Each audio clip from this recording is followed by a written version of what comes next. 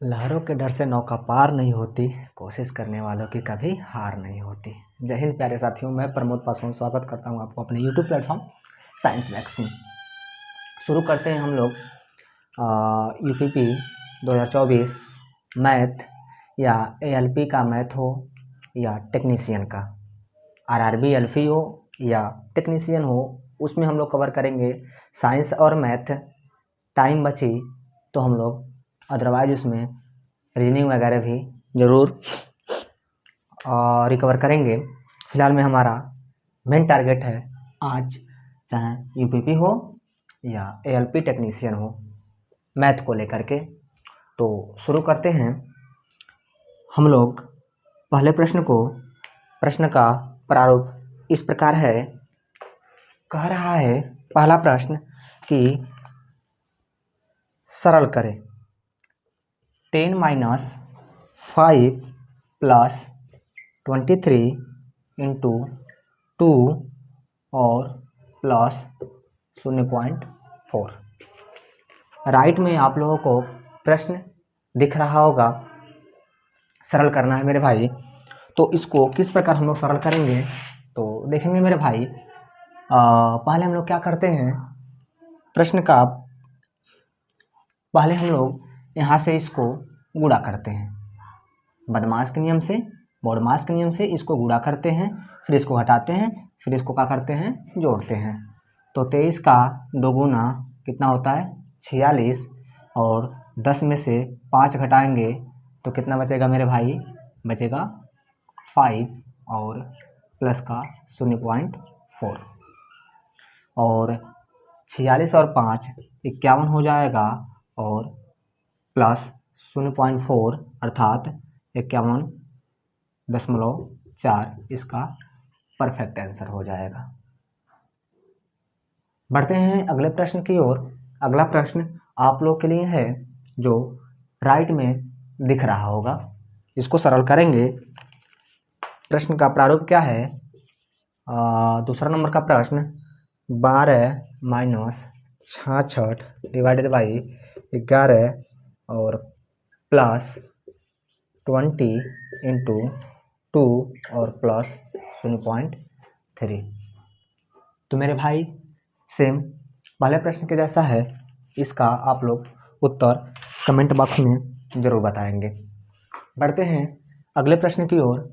अगला प्रश्न क्या है, तीसरे प्रश्न की ओर बढ़ते हैं जो राइट में दिख रहा होगा। प्रश्न कह रहा है कि n अवलोकनों का औसत 38 है। n अवलोकनों का औसत 38 है, n अन्य अवलोकनों का औसत 42 है, और शेष n अवलोकनों का औसत 55 है। तो सभी अवलोकनों का औसत ज्ञात करें।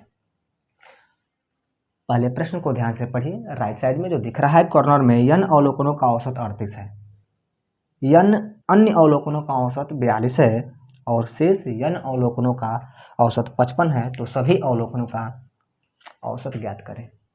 मेरे भाई जब भी ऐसा प्रश्न आए तो कुछ नहीं करना है, जितना भी औसत दिया हुआ है, जितने भी संख्याओं का औसत दिया हुआ है, इसमें तो संख्या दिया नहीं है, संख्या की जगह n लगा दिया है, तो सभी औसतों को जोड़ करके जितना बार कहा रहेगा उतने से डिवाइड कर देंगे।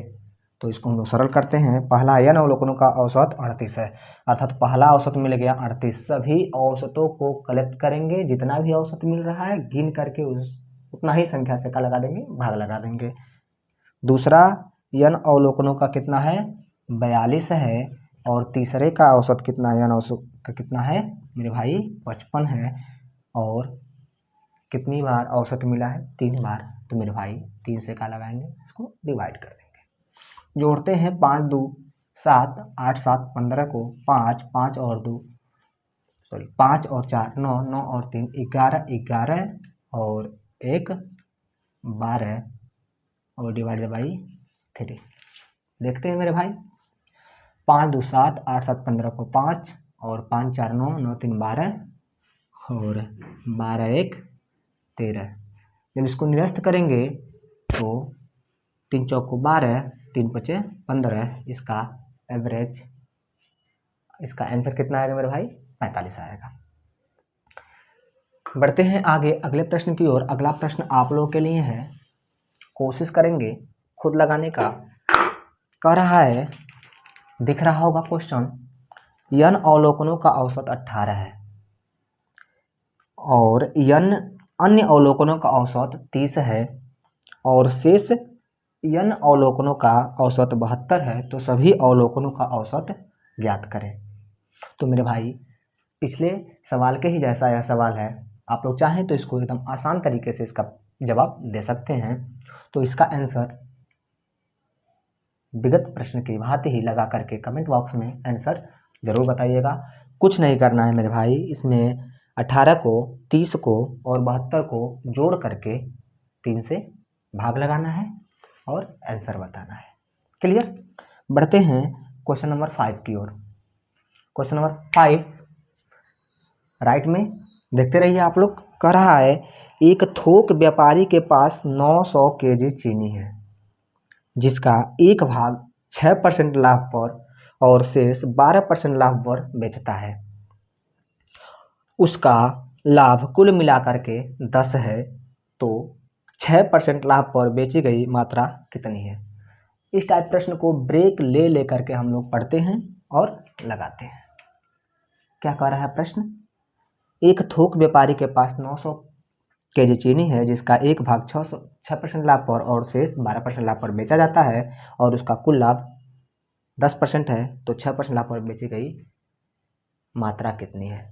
देखिए क्या करते हैं इस टाइप के प्रश्न में। Alligation method. क्या है एलिगेशन मेथड?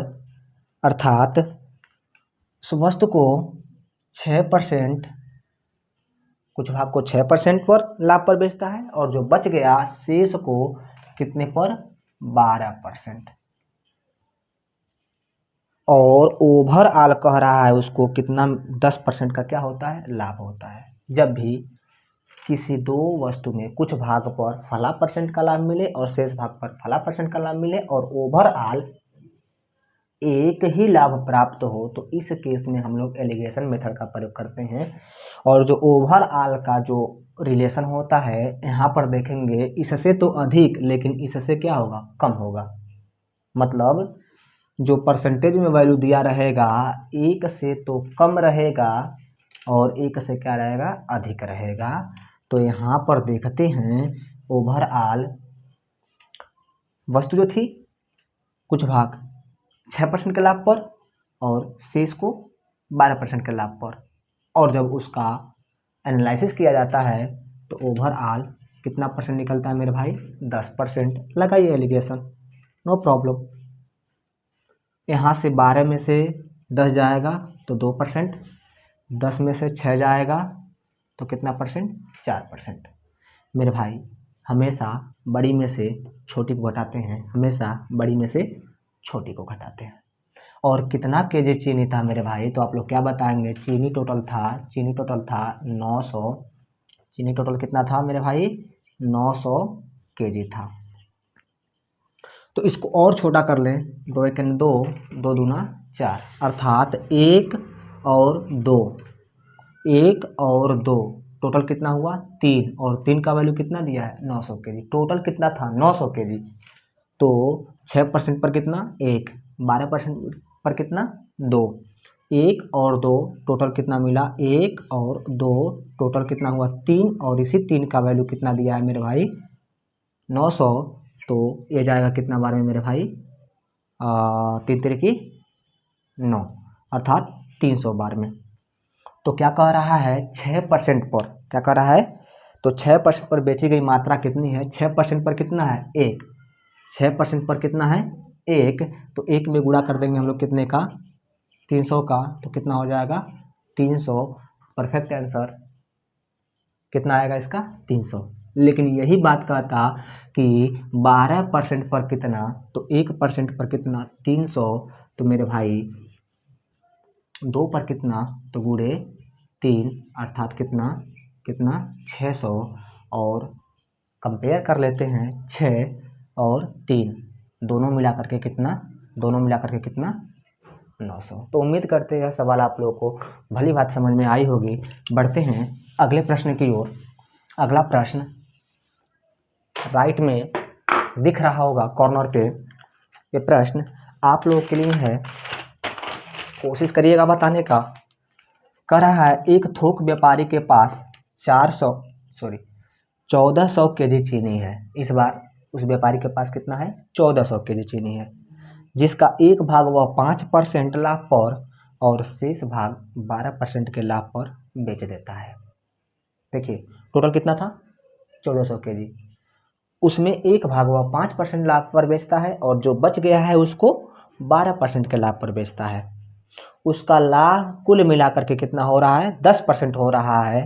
तो 12% लाभ पर बेची गई मात्रा कितनी होगी? फिर से यहाँ पर कौन सा method? Alligation method. Total overall कितना दिया है यहाँ पर? 14। कुल कितना दिया हुआ है मेरे भाई? कुल दिया हुआ है 1400 केजी।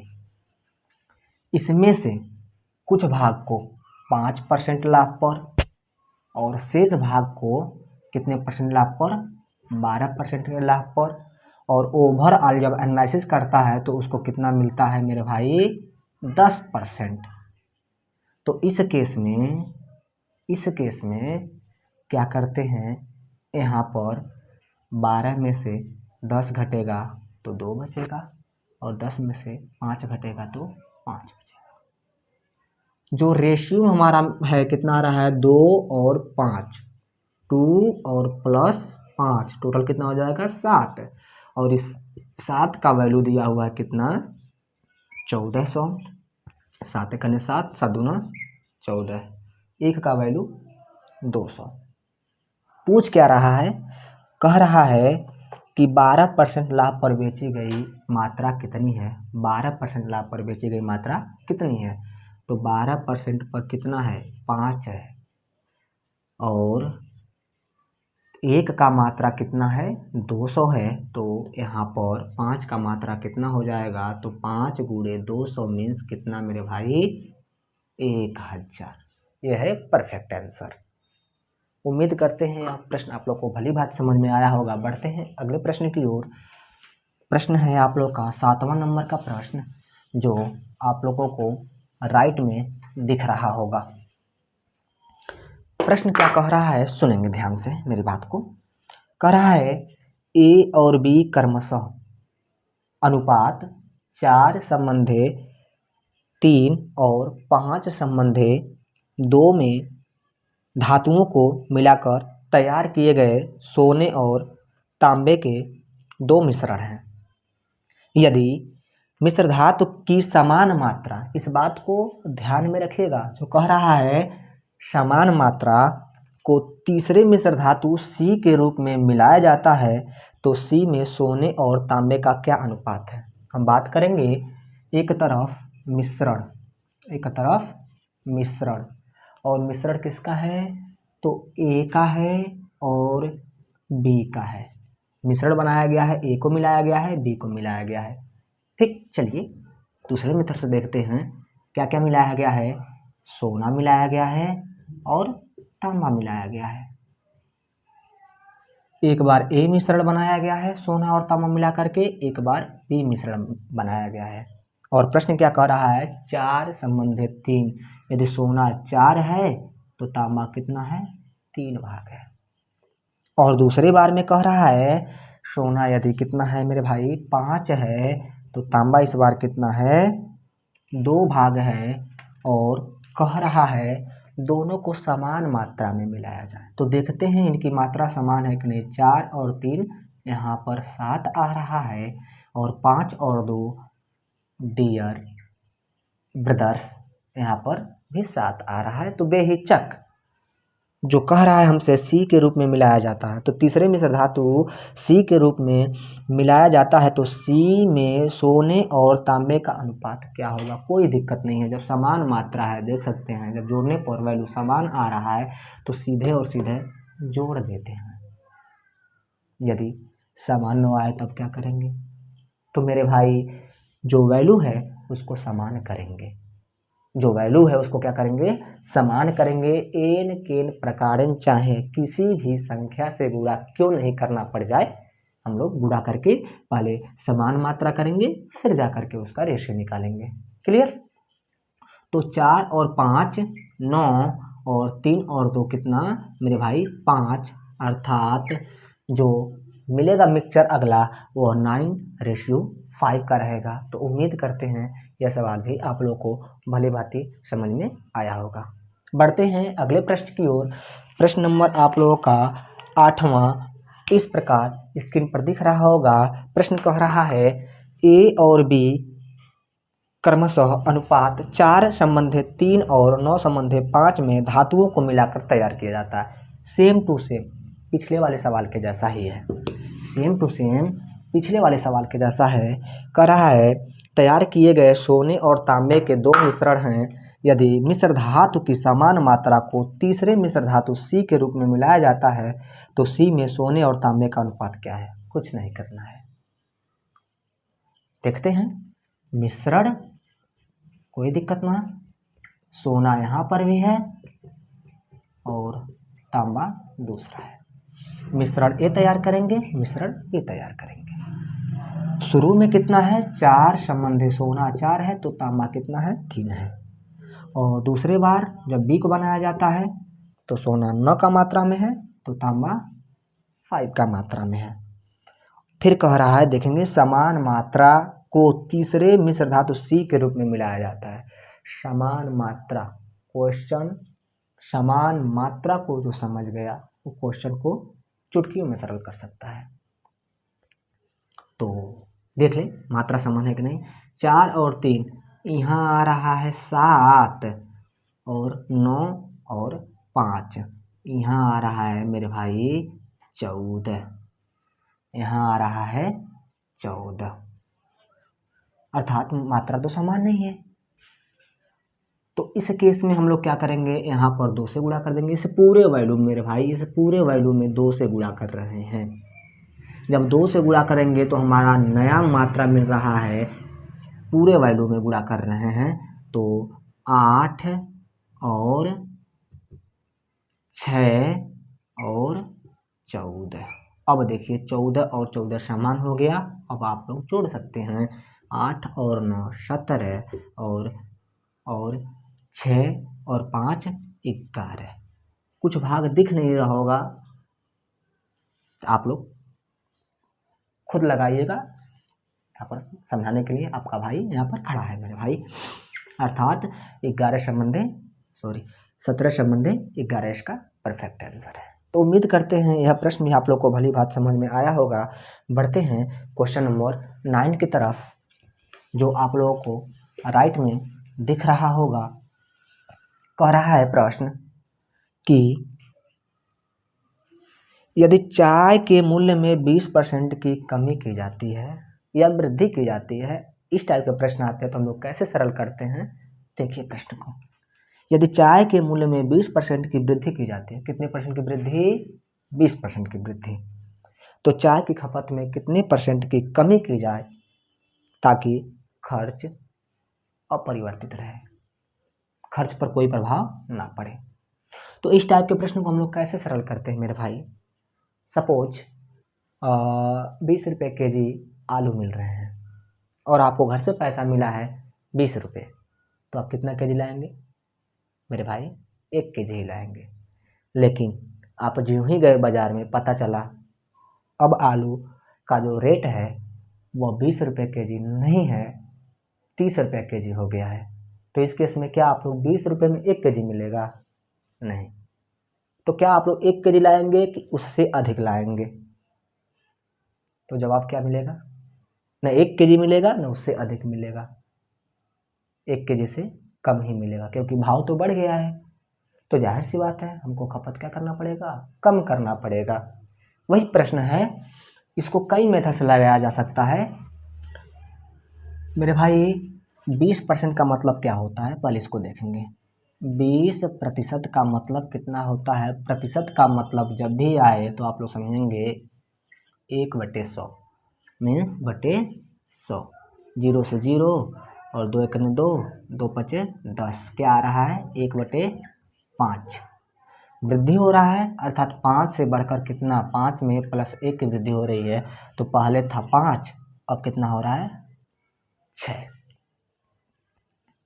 लेकिन हमें खर्च को अपरिवर्तित करना है, तो इस केस में 6 से हमें कितना आना पड़ेगा, 5 आना पड़ेगा। इसको पलट देते हैं खर्च को अपरिवर्तित करने के लिए।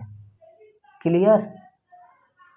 6 से 5 पर गए, कितने का, 1 का अंतर। और कितने से, 6 से 5, 1 का अंतर कितने पर, 6 पर, और गुणे 100। इसको निरस्त करेंगे, 2 से काट लीजिए इसको, तो 2 3 6 और 50 दूना 100। जब इसको भाग लगाएंगे तो कितना आएगा मेरे भाई, तो 16 तियाँ 48 और 2 50/3, 16 सही 2/3% इसका परफेक्ट आंसर होगा। सेम इसी के जैसा अगला प्रश्न जो आप लोगों को दिख रहा होगा स्क्रीन पर, उसको लगाने का कोशिश करेंगे। कह रहा है क्वेश्चन नंबर 10, यदि चाय के मूल्य में 25% की वृद्धि होती है तो चाय की खपत में कितने % की कमी की जानी चाहिए ताकि खर्च क्या रहे, अपरिवर्तित रहे। इस बार जो चाय है उसके मूल्य चलिए थोड़ी सी और आसान तरीके से लगाते हैं, मूल्य और यहाँ पर खपत, कोई दिक्कत नहीं है। कितने % की वृद्धि कर रहा है, 25%। तो 25% का मतलब क्या होता है, 25% का मतलब क्या होता है, तो इस प्रतिशत को हटा करके सीधे सीधे आप लोग 100 से भाग लगा लीजिए। 25 सेकंड में 25, 25 चौका 100, अर्थात 1/4। तो वृद्धि हो रहा है 4 से कितना, प्लस का 1, अर्थात पहले 4 था, अब कितना हो जा रहा है, 5 हो जा रहा है। तो खपत हमें क्या करना पड़ेगा, कम करना पड़ेगा, अर्थात 5 से कितना करना पड़ेगा, 5 से कितना करना पड़ेगा, 4 करना पड़ेगा। तो मेरे भाई पहले कितना था, 5, अब कितना है, 4। तो इस केस में कितने का अंतर है, 1 का, और शुरू में कितना था, 5 था, और गुणे कितना 100। तो 5 एकने 5 और 5 दूना 10, 1 0, जो बच रहा है उसको लगा देंगे, अर्थात 20 का। कितने % का, 20 का। बढ़ते हैं अगले प्रश्न की ओर। उम्मीद करते हैं यह प्रश्न आप लोगों को भली भांति समझ में आया होगा मेरे भाई। बढ़ते हैं अगले प्रश्न की ओर। कह रहा है अगला प्रश्न, 16 के घन और 48 के वर्ग का महत्तम समापरिवर्तक क्या होगा। 16 का घन और 48 का वर्ग का मौसम क्या होगा। तो यहाँ पर 16 का घन का मतलब क्या होता है, घन का मतलब क्यों होता है, 16 को मीन्स 16 गुणे 16 गुणे 16। 16 का घन, क्या आप लोग 16 के घन को आप लोग 16 गुणे 16 लिख सकते हैं, यही तो है 16 का क्यूब। और 48 का वर्ग, तो आप लोग क्या 48 गुणे 48 स्क्वायर को आप लोग 48 गुणे 48 लिख सकते हैं, कोई दिक्कत नहीं। महत्तम समापरिवर्तक मतलब HCF, highest common factor, means in दोनों में उभयनिष्ठ को ढूंढना है।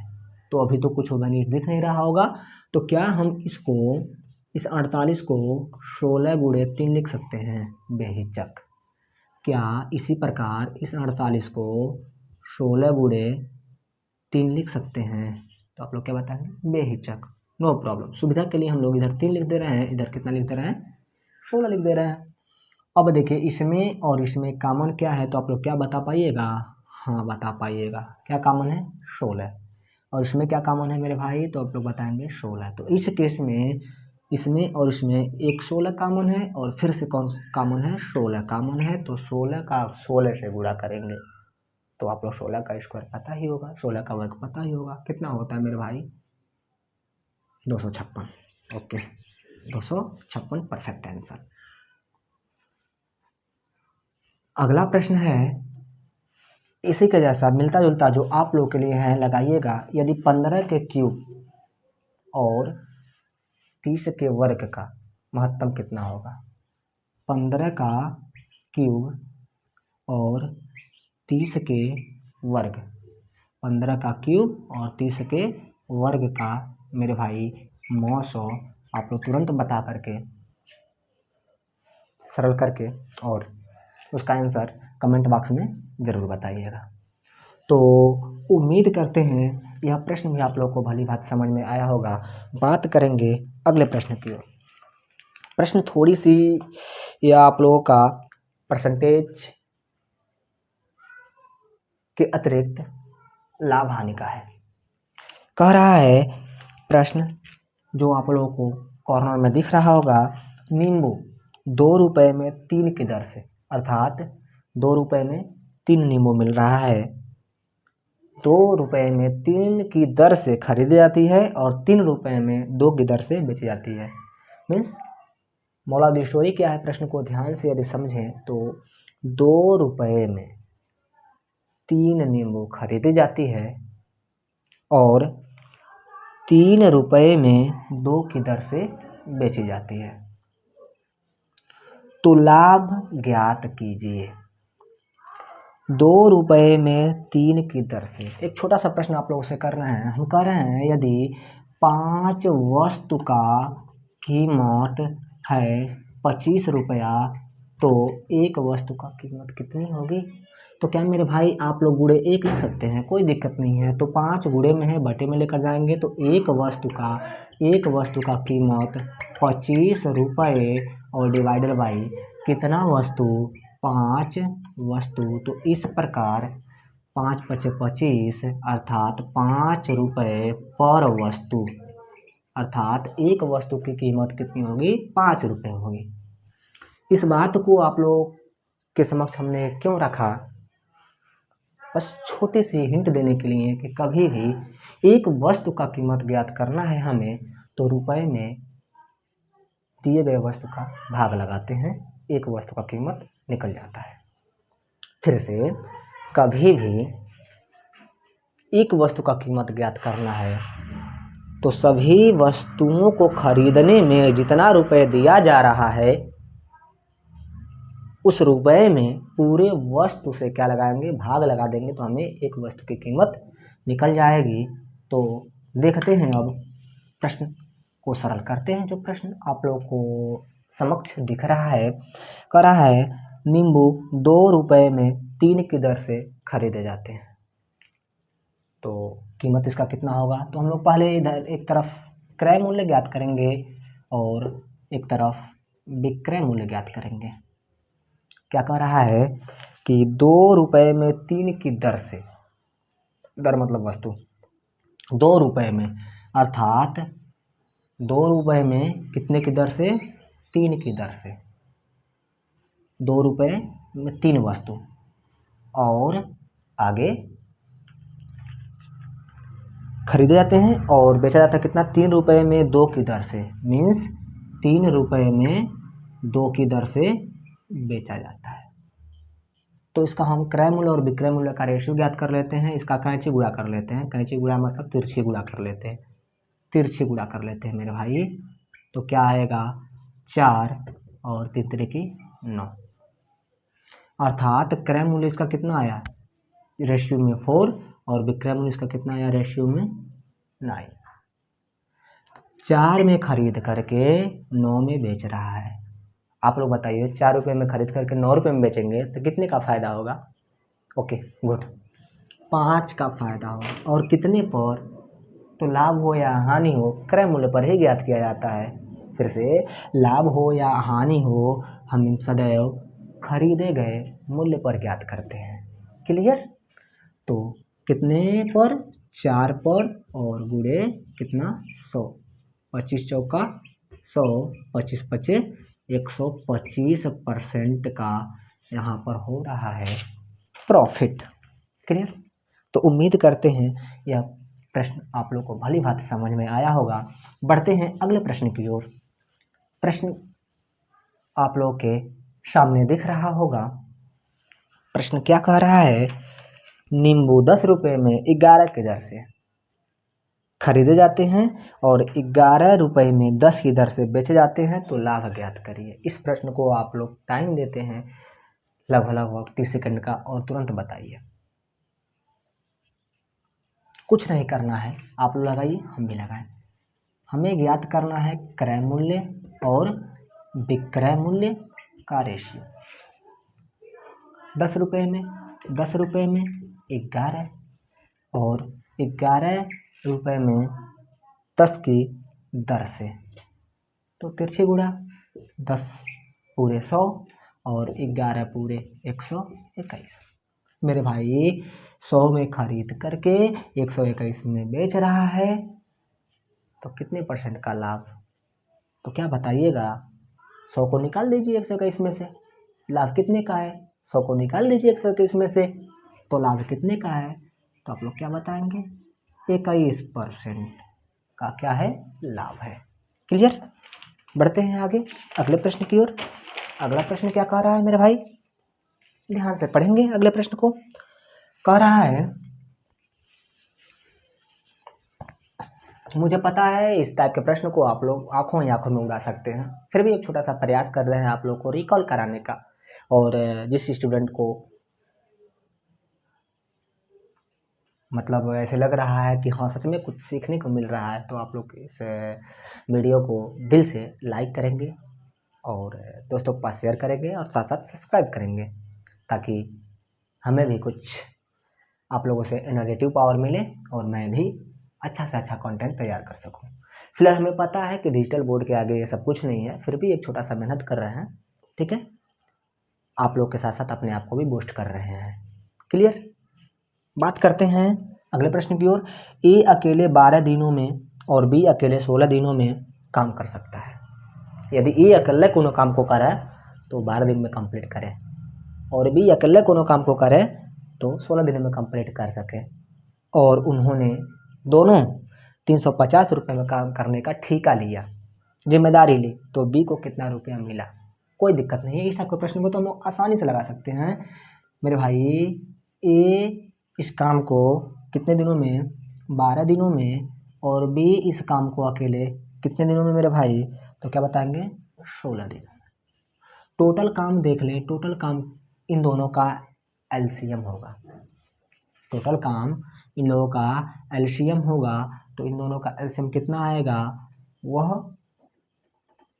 निश्चित अंक जो दोनों से विभाजित हो जाए, वह छोटी से छोटी संख्या जो दोनों से विभाजित हो जाए, तो क्या करते हैं हम लोग? बड़ी संख्या का पहाड़ा पढ़ते हुए जाते हैं और वहाँ रुकते हैं जो इससे तो कट ही रहा है, चूँकि पहाड़ा में आ रहा है तो इससे ज़रूर कटेगा, और वहाँ पर जाकर रुकते हैं जो 12 के भी पहाड़ा में आ जाए। तो 16 का 16, 16 दूना 32, नहीं आएगा, 16 48, ओके 48, अर्थात टोटल काम 48। अब 48 काम को जब 12 से भाग लगाएंगे तो इसकी इफिशियंसी मिलेगी, इसकी क्षमता मिलेगी, तो क्षमता इसकी कितनी मिलेगी? जब 48 में 12 से भाग लगाएंगे तो 4, और इसकी कितनी मिलेगी? तो 16 48। क्लियर? और दोनों की क्षमता के हिसाब से वो क्या कर रहे हैं? मेहनत के हिसाब से ही कोई किसी काम को करने का ठेका लेता है। कितने का है? तो क्या बताएंगे कितने का है? इसकी क्षमता 4, इसकी क्षमता 3, इसकी क्षमता 4, इसकी क्षमता 3, और दोनों मिलाकर के कितने में बात किए काम को करने का? तो दिख रहा होगा 350। मेरे भाई इन दोनों को जोड़ेंगे तो 7, और 7 एक 7, और 7 पचे 35, 50 बार में 1 का रेशियो, 1 का वैल्यू कितना आया? 50। तो क्या कह रहा है? बी को कितना हिस्सा मिला मेरे भाई? बी की क्षमता कितना है? 3 है, तो 3 का गुणा कर देंगे आप लोग कितने में? 50 में, तो कितना मिलेगा? 150।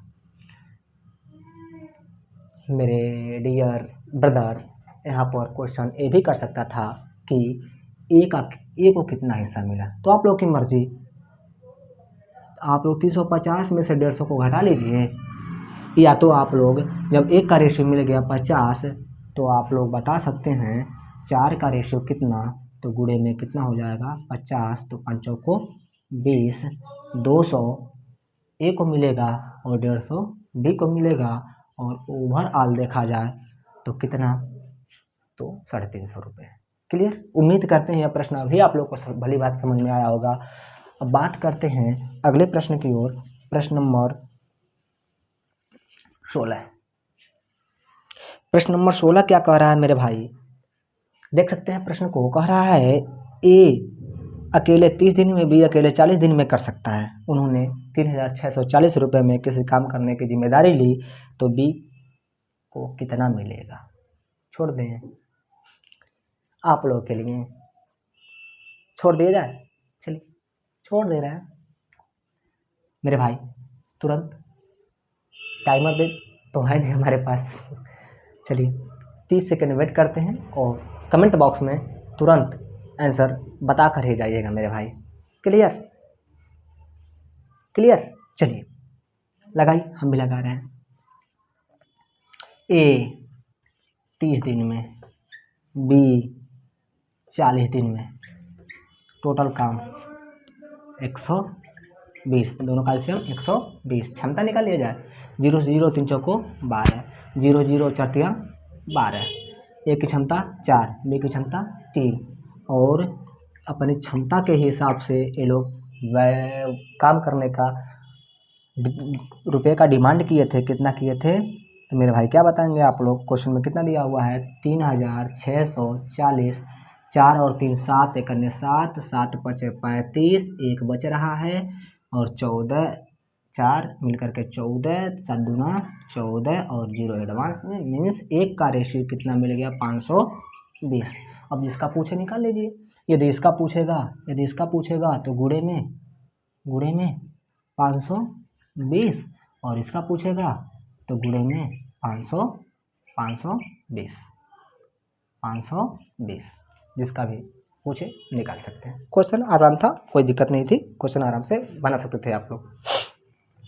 बात करें अगले प्रश्न की, तो अगला प्रश्न क्या कह रहा है मेरे भाई, ध्यान से समझेंगे और जवाब देने का कोशिश करेंगे। कुछ नहीं है, प्रश्न फार्मूले के अकॉर्डिंग है, फार्मूला पता है तो क्वेश्चन चुटकियों में लग सकता है। कह रहा है एक गोले का व्यास 14 सेंटीमीटर है तो इसका आयतन कितना होगा। एक गोले का व्यास 14 सेंटीमीटर है तो इसका आयतन कितना होगा। एक गोले का व्यास 14 सेंटीमीटर तो इसका आयतन कितना होगा। तो बात करें पहले हम गोले के बारे में कुछ एनालिसिस कर लें। हालांकि हमें पता है, सबको पता होगा कि जो गोला है, गोले के मध्य बिंदु को गोले का केंद्र बोलते हैं, और गोले के केंद्र से परिधि तक की दूरी त्रिज्या कहलाती है। त्रिज्या को हम लोग कैसे लिखते हैं, आर से लिखते हैं। क्लियर। और गोले के केंद्र से परिधि तक की दूरी त्रिज्या कहलाता है, त्रिज्या को आर से लिखते हैं, कोई दिक्कत नहीं है। एक गोले में हम देख रहे हैं अनेक जीवाएं हैं, और सबसे जो बड़ी जीवा होती है, जो सबसे बड़ी जीवा होती है, वही क्या कहलाता है, व्यास कहलाता है। तो मेरे भाई देखिएगा, ये जो व्यास है, सबसे बड़ी जीवा है जो व्यास है, ये इसका मान कितना मिलेगा। तो व्यास को डायामीटर से लिखते हैं, डी बराबर कितना होगा, व्यास कितना होगा, तो एक त्रिज्या प्लस एक त्रिज्या, दोनों त्रिज्याओं को जोड़ेंगे तो टोटल क्या मिलेगा, व्यास मिलेगा। Means R plus R, R और आर लिख सकते हैं मेरे भाई 2r, और इसका व्यास ही तो दे रखा है, व्यास दे रखा है कितना, 14 बराबर 2r। तो r का मान ज्ञात कर लें हम लोग, 7 दूना 14, r का मान कितना मिलेगा मेरे भाई, 7 सेंटीमीटर इसकी त्रिज्या मिल गई। क्लियर। जब भी व्यास दिया रहता है उसको 2 से भाग लगा करके त्रिज्या का मान ज्ञात कर लेते हैं, क्योंकि जो त्रिज्या होती है व्यास की आधा होती है, कोई दिक्कत नहीं है। तो कह रहा है इस गोले का टोटल आयतन कितना होगा। तो वी नो दैट, हम क्या जानते हैं, गोले का आयतन बराबर क्या होता है, तो आप लोग क्या बताएंगे, 4/3 पाई आर क्यू। मेरे भाई आर का मान यहाँ से रखेंगे, पाई का मान 22/7 रखिएगा, या 22 में 7 से भाग लगाइएगा, तो जितना भी आएगा पता है ना। चलिए छोटा सा प्रश्न है, उसको बताने की आवश्यकता है नहीं। तो आप लोग पाई का मान 22/7 रख करके 7 × 7 × 7 लिख करके सरल कर लीजिएगा, जो भी आंसर बनेगा आप लोग देख सकते हैं किससे मिलता जुलता है। क्लियर, बढ़े आगे, ओके, अच्छी बात है। बढ़ते हैं मेरे भाई अगले प्रश्न की ओर। अगला प्रश्न है आप लोग के समक्ष कह रहा है, क्वेश्चन नंबर 18, एक समबाहु त्रिभुज जिसकी भुजा a इकाई है को एक समषटभुज बनाने के लिए शीर्षों पर काटा जाता है, तो भुजा का क्षेत्रफल कितना होगा। तो खटभुज का क्षेत्रफल कितना होगा, कोई दिक्कत नहीं मेरे भाई। प्रश्न खाका क्या कह रहा है, सुनिए ध्यान से मेरी बात को। समत्रिभुज का मतलब क्या होता है? वह त्रिभुज जिसकी तीनों भुजाएं आपस में क्या हों, जिसकी तीनों भुजाएं आपस में क्या हों, बराबर हों। क्लियर? और इसको शीर्षों से काटा जाता है, मीन्स यहाँ से इसको काट दिया जाता है, यहाँ से इसको काट दिया जाता है, यहाँ से इसको काट दिया जाता है। काटने के बाद यह बन रहा है खटभुज बन रहा है। खटभुज कहाँ बन रहा है? देखिएगा ध्यान से हमारी बात को। पहला भुजा, दूसरा भुजा, तीसरा भुजा, चौथा भुजा, पांचवा भुजा, छठवां भुजा। दिख रहा है मेरे भाई, खटभुज ही है। क्लियर? समत्रिभुज था मतलब इसके तीनों भुजाएं क्या थी? बराबर थी। जब हाई ए है तो हाइयो कितना होगा? ए होगा। हाइयो कितना होगा? ए होगा। A B C. इसको बराबर भागों में काटा गया है मेरे भाई। जब बराबर भागों में काटा गया है तो यह जितना बराबर होगा वो भी इसके बराबर होगा, और यह जितना बराबर होगा इसके बराबर होगा। हालांकि चित्र में थोड़ा सा हाई बड़ा दिख रहा होगा और हाई लगभग बराबर दिख रहे होंगे, ऐसी कोई बात नहीं है। ये तीनों ही आपस में कैसे हैं? बराबर हैं। तो एक भुजा को कितने भागों में काट दिए हैं? एक भुजा को कितने भागों में काट दिए हैं? 1 2 3। तो भुजा जो इसका ए था, अब भुजा काटने के बाद भुजा कितना मिलेगी? पहले जो भुजा ए था काटने के बाद भुजा कितना मिलेगा? तो आप लोग क्या बताएंगे? भुजा ए को क बराबर भागों में बांटा गया है तो 3 बराबर भागों में बांटा गया है। कोई दिक्कत नहीं है, भुजा में मिल गया। और हम क्या जानते हैं कि जो समत्रिभुज होता है उसका क्षेत्रफल जो होता है, समत्रिभुज का क्षेत्रफल क्या होता है मेरे भाई? तो √3/4 और भुजा का स्क्वायर। लेकिन हमें समत्रिभुज का क्षेत्रफल थोड़ी पूछ रहा है, हमसे तो पूछ रहा है जो हेक्सागोनल दिख रहा है ना, ये जो हेक्सागोनल मीन्स हेक्स मतलब होता है हेक्स मतलब क्या होता है मेरे भाई? हेक्स मतलब होता है 6 होता है। ये हेक्स कहाँ से लिया गया है? तो आप लोग जब IUPAC नोमेनक्लेचर साइंस से पढ़े होंगे, बहुत जल्द साइंस का भी हम क्लास स्टार्ट करने वाले हैं। हेक्स, मोनो, डाई, ट्राई, पेंटा, हेक्सा, हेप्ट, आक्ट, नेन, डोक। मोनो, डाई, ट्राई, टेट्रा, पेंटा, हेक्सा। 6 भाग है तो हेक्सा, 2 भाग है तो डाई, 3 भाग है तो ट्राई, 4 भाग है तो टेट्रा, 5 भाग है तो पेंटा। ये सब हम लोग सीखेंगे केमिस्ट्री में। खैर, अब यहाँ पर क्या इसकी भुजा हैं? तो हेक्सागोनल है। तो यहाँ पर ये तो समत्रिभुज का क्षेत्रफल है, लेकिन हमें क्या चाहिए? हमें खटभुज का क्षेत्रफल चाहिए ना। तो खटभुज का क्षेत्रफल में हम यहाँ पर सिर्फ जोड़ देंगे खटभुज या षटभुज का क्षेत्रफल। जितना भुजा है उतना से गुणा जरूर करेंगे मेरे भाई। भुजा कितना है? 6 से गुणा कर देंगे, बन गया हमारा खटभुज का क्षेत्रफल का फार्मूला भी मिल गया। अब भुजा का मान कितना रखेंगे? फिलहाल में इसको काट लें तो 6 गुणे √3/4। भुजा का मान कितना है मेरे भाई? मिला तो है। टोटल भुजा का तिहाई, 1/3 मीन्स a का 3 का स्क्वायर। तो 2/3 6, 2 दूना 4, 2√3 और a स्क्वायर और डिवाइडेड बाई यहाँ पर मेरे भाई 3 है ना, 3√3 डिवाइडेड बाई 2 और 3 3 की 9, 3 का 3, 3 3 की 9। मेरे भाई इस 3 को आप लोग करड़ी में 3 गुणे करड़ी में 3 लिख सकते हैं। करड़ी में 3 गुणे करड़ी में 3 लिख सकते हैं। करड़ी से 3 खत्म हुआ। बच क्या रहा है? तो आप लोग क्या बताएंगे? क्या बच रहा है? तो a²/2√3 इसका परफेक्ट आंसर है। तो उम्मीद करते हैं यह भली भांति समझ में आया होगा। कोशिश करेंगे कल थोड़ी सी मॉडरेट लेवल की प्रश्न को लाएं। ठीक है? तो मेरे भाई वीडियो अच्छा लगा हो तो लाइक करना ना भूलें, साथ में नए हैं तो सब्सक्राइब करना ना भूलें, और प्रोन्नति के लिए, मेहनत के लिए, हमारी मेहनत के लिए वीडियो को ज़्यादा से ज़्यादा शेयर करिए और अपने दोस्तों से इस मेहनत के लिए रिक्वेस्ट करिए कि वो सब्सक्राइब कर ले और वो अपने दोस्तों के पास शेयर करें। क्लियर? तो उम्मीद करते हैं भली बात समझ में आया होगा। जय हिंद, जय भारत। मिलते हैं बहुत जल्द साइंस के क्लास में। साइंस का क्लास उन बच्चों के लिए बहुत बहुत बहुत वरदान साबित होगा जो बच्चे लोको पायलट और टेक्नीशियन की तैयारी कर रहे हैं। स्पेशल लोको पायलट और टेक्नीशियन के लिए ही साइंस की क्लास को हम बहुत जल्द शुरू करने वाले हैं। ओके, जय हिंद, जय भारत। You take care.